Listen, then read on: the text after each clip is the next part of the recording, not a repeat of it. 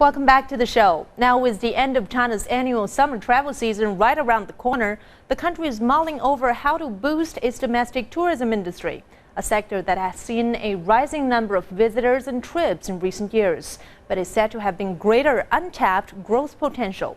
China's State Council has released its plans on how to meet that potential, and my colleague Zhong Shi is here in the studio with more details.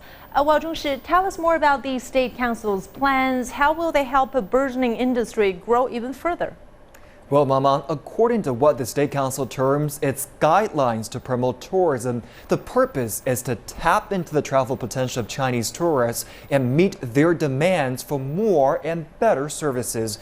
As you mentioned, Mama, tourism has been a growing sector here in China. In 2013, over 3 billion domestic trips were made by the Chinese, up almost 14% from 2008. That means over 422 billion US dollars or 2.6 trillion yuan in travel expenses, up nearly 25% from 2008. Impressive numbers, but the State Council says we can do better than that. It estimates that by 2020, domestic travel expenses will have amounted to 894 billion US dollars or 5.5 trillion yuan, with 4.5 trips per year made by each Chinese citizen. Now, a big prerequisite to reach that goal is to make sure everyone gets their paid annual leave as is stipulated by the labor law. But many people say that could be a problem. Public holidays can no longer satisfy the rapid growth in domestic tourism. During national holidays, overcrowded attractions provide no room for enjoyment and relaxation. Massive traffic jams and soaring prices for tickets and hotels spoil holidays.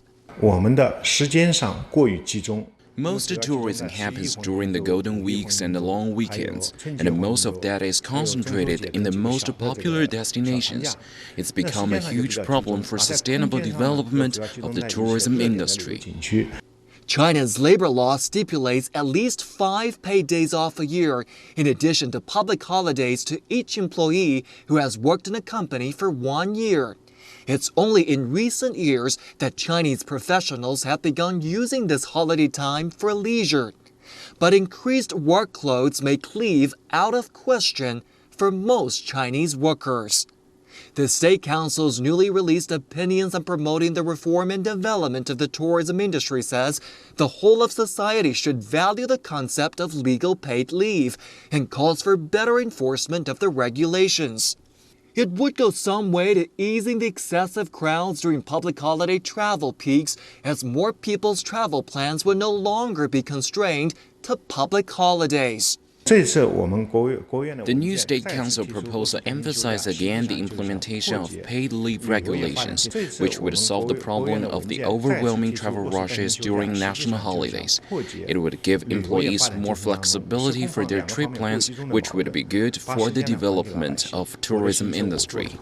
Experts also say that legal provisions should be enforced with legislation providing systematic regulation and punishment for companies that violate the labor law.